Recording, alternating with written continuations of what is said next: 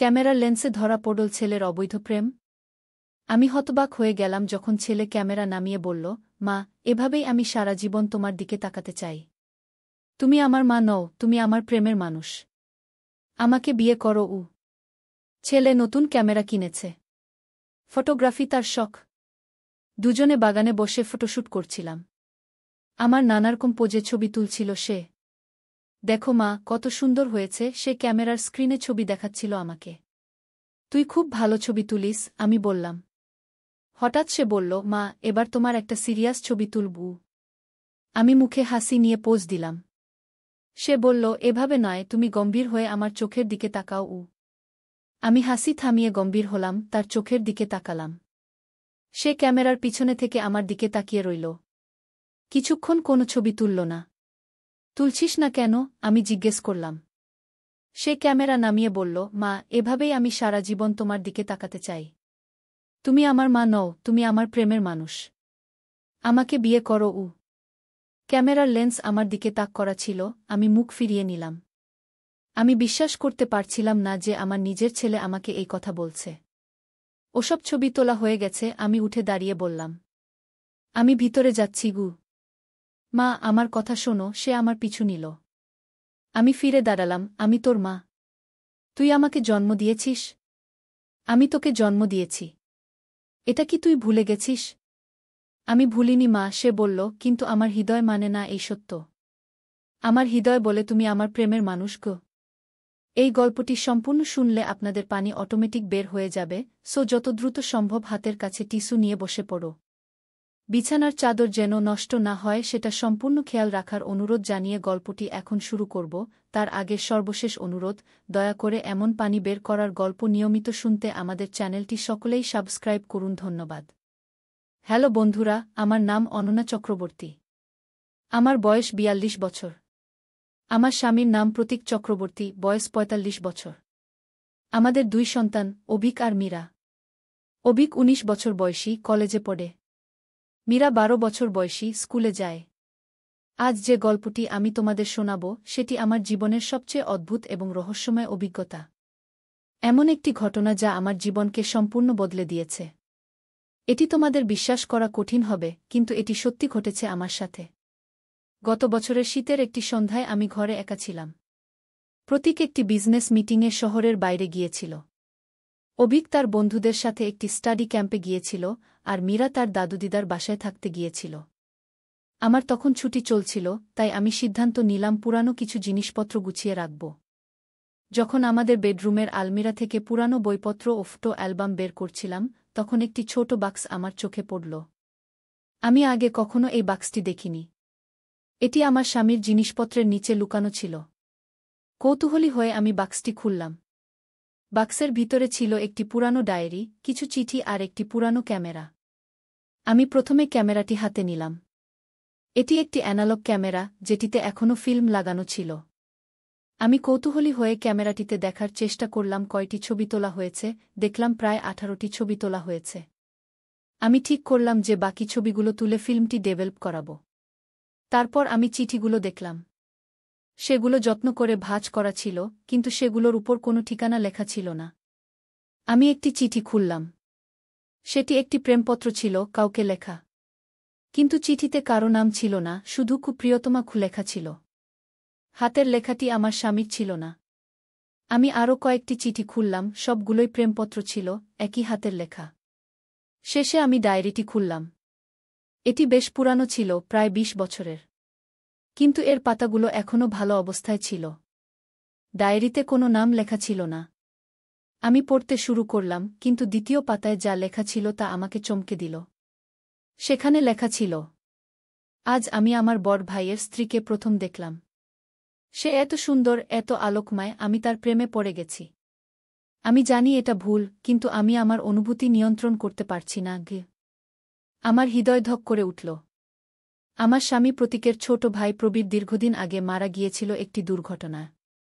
সে আমাদের বিয়ের মাত্র ৩ বছর পর মারা যায়। এটা কি তার ডায়েরি? সে কি আমার প্রেমে পড়েছিল? আমি আরও পড়তে লাগলাম, আমার হাত কাঁপছিল। ডায়েরিতে লেখা ছিল কিভাবে সে আমাকে নিয়ে স্বপ্ন দেখত, কিভাবে আমাদের সাথে থাকাকালীন সে আমাকে গোপনে দেখত। কিন্তু সবচেয়ে অদ্ভুত অংশটি ছিল ডায়েরির শেষের দিকে, যেখানে সে লিখেছিল, আমি জানি আমি শীঘ্রই চলে যাব। আমার সময় ফুরিয়ে আসছে। কিন্তু মৃত্যুর আগে আমি একটি ম্যাজিক স্পেল শিখেছি। আমি আমার আত্মাকে এই ক্যামেরাতে বন্দী করব। আমার ভাইয়ের পরিবারে পুনর্জন্ম নেব। এবং একদিন আমি তার সাথে থাকার সুযোগ পাব। আমি ডায়েরিটি বন্ধ করে দিলাম, আমার সারা শরীর ঠান্ডা হয়ে গিয়েছিল। এটা কি কেবল একটি পাগলের প্রলাপ? নাকি কিছু বিশ্বাস করার মতো? যেভাবেই হোক, আমি বাক্সটি আবার লুকিয়ে রাখলাম যেখানে আমি এটি পেয়েছিলাম। আমি ঠিক করলাম যে এ বিষয়ে প্রতীকের সাথে কথা বলবো যখন সে ফিরে আসবে। কিন্তু সেই রাতে যা ঘটল তা আমাকে আরও বেশি ভয় দেখাল। আমি রাতে খুব কম ঘুমিয়েছিলাম। যখন ঘুমাতে পারলাম তখন একটি স্বপ্ন দেখলাম। স্বপ্নে আমি দেখছিলাম একটি অন্ধকার রুমে, আর সেখানে একটি ক্যামেরা। ক্যামেরা থেকে একটি আলো আসছিল, আর একটি ছায়ামূর্তি আমার দিকে এগিয়ে আসছিল। আমি চিৎকার করে জেগে উঠলাম। বাইরে তখন বৃষ্টি হচ্ছিল, আর ঘরটা অন্ধকার ছিল। আমি উঠে বাতি জ্বালানোর চেষ্টা করলাম, কিন্তু সুইচ টিপলেও বাতি জ্বলল না। বিদ্যুৎ চলে গিয়েছিল। আমি আমার মোবাইল ফোনের টর্চ জ্বালালাম এবং দেখলাম ঘড়িতে রাত 2 বাজে। আমি পানি খাওয়ার জন্য রান্নাঘরে যাওয়ার সিদ্ধান্ত নিলাম। যখন আমি হলয়ে দিয়ে হাঁটছিলাম, আমি একটি শব্দ শুনতে পেলাম। আমি থমকে দাঁড়ালাম। শব্দটি ড্রয়িং রুম থেকে আসছিল। এটি ছিল একটি ক্লিক শব্দ, যেন কেউ ক্যামেরার শাটার টিপছে। আমি আমার ফোনের আলো সেই দিকে ফেললাম। সেখানে কেউ ছিল না। কিন্তু আমি লক্ষ্য করলাম যে আমি সেই বাক্সটি টেবিলের উপর রেখেছিলাম। কিন্তু আমি তো এটি লুকিয়ে রেখেছিলাম। কিভাবে এটি এখানে এলো? আমি ধীরে ধীরে এগিয়ে গেলাম। বাক্সটি খোলা ছিল, আর ক্যামেরাটি বাইরে ছিল। আমি ক্যামেরাটি উঠিয়ে নিলাম, আমার হাত কাঁপছিল। এর গায়ে স্পর্শ করতেই মনে হলো যেন এটি গরম, যেন কেউ একটু আগেই এটি ব্যবহার করেছে। আমি লেন্সের মধ্যে দেখলাম, কিন্তু কিছুই দেখতে পেলাম না। হঠাৎ একটি বিদ্যুতের চমক দেখা গেল, আর রুমের বাতি জ্বলে উঠল। আমি চমকে উঠলাম এবং ক্যামেরাটি হাত থেকে পড়ে গেল। এটি মেঝেতে পড়ে ভেঙে গেল, আর তার ভিতর থেকে ফিল্মটি বেরিয়ে এলো। আমি ভয়ে চিৎকার করে উঠলাম। মেঝেতে পড়ে থাকা ফিল্মের মধ্যে আমি আমার নিজের মুখ দেখতে পেলাম, আজকে তোলা একটি ছবি। ছবিতে আমি ঘুমিয়ে আছি। আমার পাশে একটি ছায়ামূর্তি দাঁড়িয়ে আছে, যার চেহারা আবছা। কে তুলেছে এই ছবি? আমি ভয়ে কাঁপতে লাগলাম। এই রাতে আমি একা আছি। কেউ আমার ছবি তুলতে পারে না। তাহলে কে তুলেছে এটা? এটা কি সত্যিই সেই অদ্ভুত ম্যাজিক যা প্রবীর তার ডায়েরিতে উল্লেখ করেছিল? তার আত্মা কি সত্যিই এই ক্যামেরার মধ্যে বন্দী ছিল? সে কি আমার পাশে ছিল এই পুরো সময়? আমি দ্রুত টেলিফোন করে প্রতীককে কল করলাম। সে প্রথমে ভেবেছিল আমি কোনো বাজে স্বপ্ন দেখেছি। কিন্তু যখন আমি তাকে বাক্স, ডায়েরি এবং চিঠির কথা বললাম, সে চুপ হয়ে গেল। যখন আমি তাকে ক্যামেরা এবং ছবির কথা বললাম, সে বলল সে সকালে বাড়ি ফিরে আসবে। আমি ঘুমাতে পারলাম না। সারা রাত আমি জেগেছিলাম, ভয়ে যে কেউ আমাকে দেখছে। সকালে প্রতীক ফিরে এলো। আমি তাকে সব দেখালাম, ডায়েরি, চিঠি, ভাঙা ক্যামেরা এবং ফিল্ম। প্রতীক অদ্ভুতভাবে শান্ত ছিল। তুমি কি জানতে? আমি জিজ্ঞেস করলাম। হ্যাঁ, সে উত্তর দিল। প্রবীর মারা যাওয়ার আগে আমাকে সব বলেছিল। সে বলেছিল যে সে তোমাকে ভালোবাসত, কিন্তু সে জানত যে তুমি আমাকে ভালোবাসো। সে বলেছিল যে তার একটি পরিকল্পনা আছে ফিরে আসার।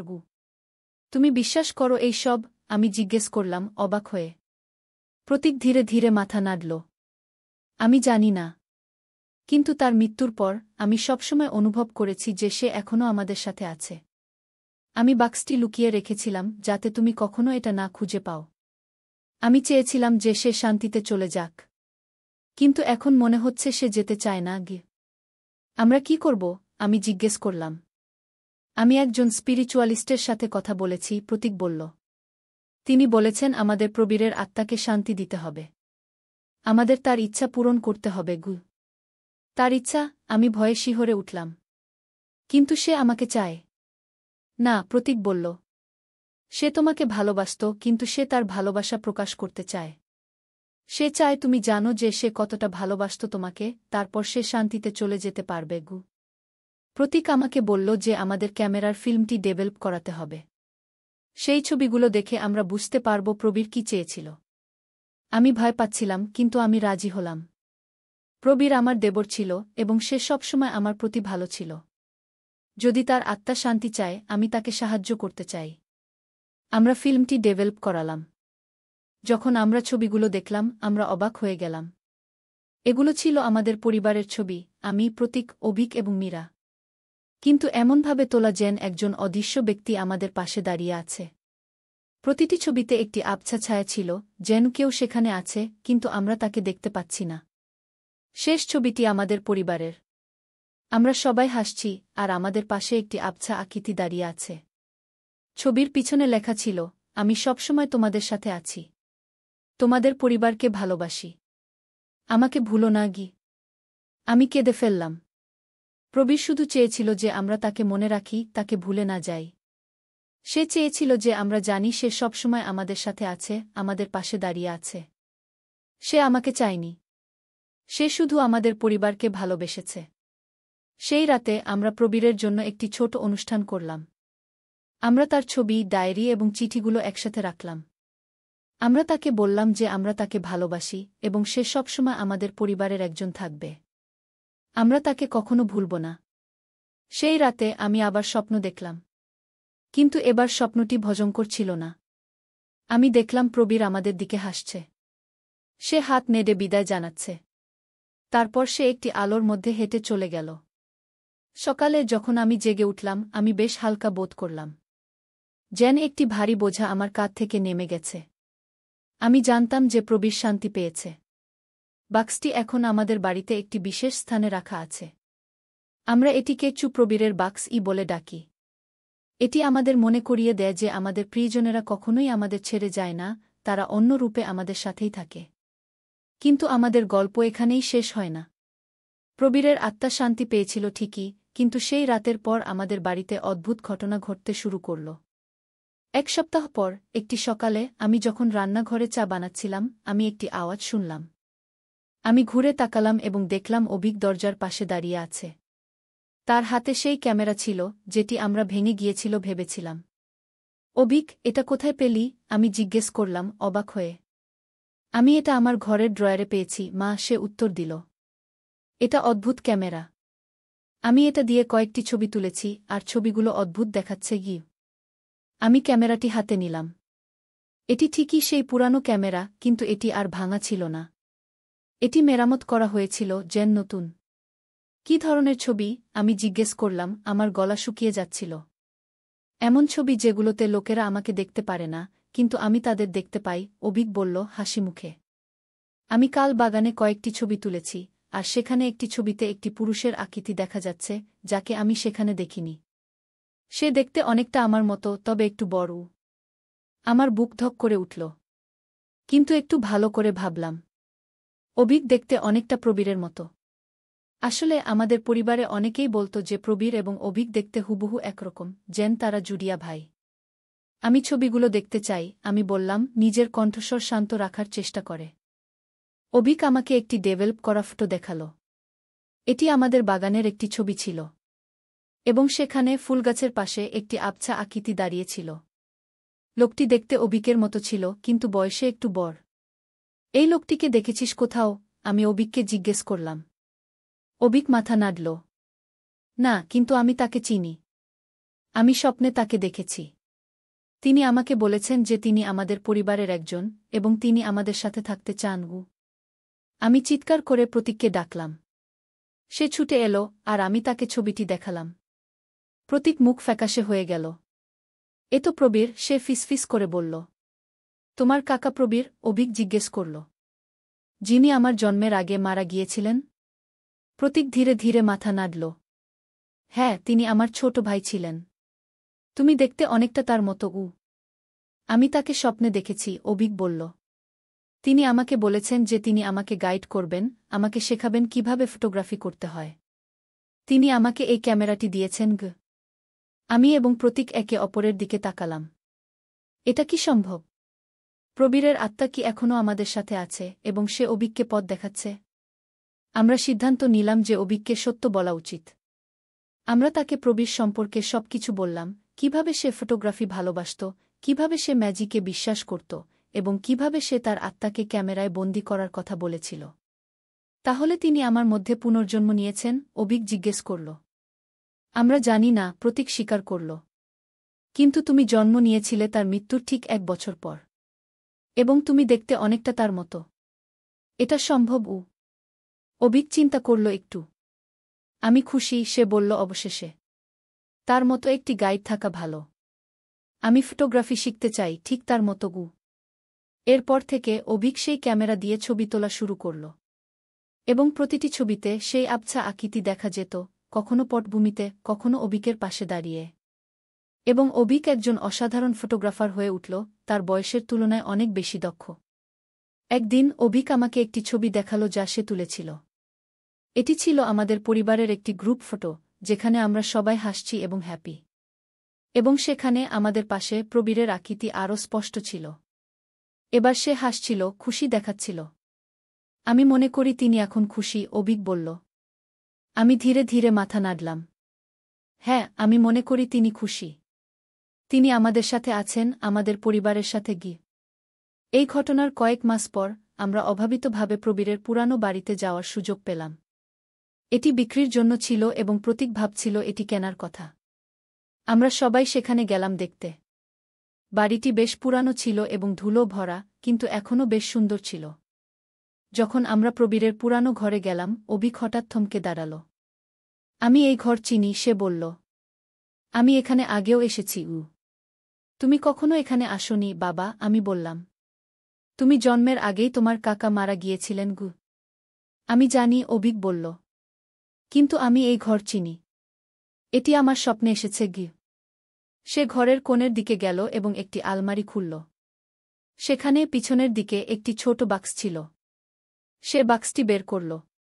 এই বাক্সে তিনি তার সবচেয়ে মূল্যবান জিনিস রেখেছিলেন, অবিক বলল। আমরা অবাক হয়ে দেখলাম যে অবিক বাক্সটি খুলল। তার ভিতরে ছিল কিছু পুরানো ফটো, একটি ঘড়ি এবং একটি চিঠি। চিঠিটি সিল করা ছিল এবং তার উপরে লেখা ছিল, প্রিয় অবিকের জন্য। এটা কিভাবে সম্ভব? প্রতীক ফিসফিস করে বলল। প্রবীর তো অবিককে চিনত না। অবিক তার মৃত্যুর 1 বছর পর জন্মেছিল। অবিক চিঠিটি খুলল। তাতে লেখা ছিল, প্রিয় অবিক, যদি তুমি এই চিঠি পড়ছ তাহলে আমার স্পেল কাজ করেছে। আমি জানি যে আমি তোমার মধ্যে আবার জন্ম নেব। আমি জানি যে আমি তোমার মধ্যে থাকব, তোমাকে গাইড করব। আমি চাই তুমি জানো যে আমি এখন খুশি। আমি আমার পরিবারের সাথে আছি, তাদের দেখাশোনা করছি। আমি তোমাকে দেখে গর্বিত। তুমি একজন অসাধারণ ফটোগ্রাফার হবে, আমার থেকেও ভালো। এখন আমার আর প্রয়োজন নেই। আমি শান্তিতে চলে যেতে পারি। আমি জানি যে আমার পরিবার ভালো আছে, তারা সুখী আছে। ভালোবাসা সহ। প্রবীর, তোমার ভিতরের অংশ। আমি কেঁদে ফেললাম এই চিঠি পড়ে। প্রবীর জানত। সে জানত যে সে অবিকের মধ্যে আবার জন্ম নেবে। সে জানত যে সে আমাদের পরিবারের সাথে থাকবে, অন্য রূপে। সেই রাত থেকে আমরা আর কখনো সেই আবছা আকৃতি দেখিনি ছবিতে। প্রবীর শান্তিতে চলে গিয়েছিল, যেমনটি সে চিঠিতে বলেছিল। কিন্তু তার আত্মা অবিকের মধ্যে ছিল, তার প্রতিভা, তার দক্ষতা, তার ভালোবাসা। এখন অবিক একজন বিখ্যাত ফটোগ্রাফার। সে পুরো বিশ্ব ঘুরেছে তার কাজ নিয়ে। এবং সে এখনও সেই পুরানো ক্যামেরা ব্যবহার করে, যা একবার তার কাকা প্রবীরের ছিল। তার প্রতিটি ছবি একটি গল্প বলে, একটি অদৃশ্য দুনিয়ার গল্প যা আমরা দেখতে পাই না, কিন্তু এটি আমাদের চারপাশে আছে। এবং আমরা এখনও খুব প্রবীরের বাক্স আমাদের বাড়িতে রাখি। আমরা জানি যে তিনি কখনোই আমাদের ছেড়ে যাননি, তিনি শুধু রূপ বদলে আমাদের সাথে আছেন। এবং যখনই আমাদের পরিবারের একটি নতুন ছবি তোলা হয়, আমরা সবসময় 2টি কপি রাখি, একটি আমাদের ফটো অ্যালবামে, আর একটি প্রবীরের বাক্সে, যাতে সে সবসময় জানে যে সে আমাদের পরিবারের একজন, এবং সবসময় থাকবে। আমাদের গল্প এখানেই শেষ। এটি একটি অদ্ভুত গল্প, হয়তো অনেকেই বিশ্বাস করবে না। কিন্তু আমাদের কাছে এটি সত্য। ভালোবাসা কখনোই মরে না। এটি শুধু রূপ বদলায় এবং আমাদের সাথে থাকে, অন্য কোনো রূপে, অন্য কোনো আকারে।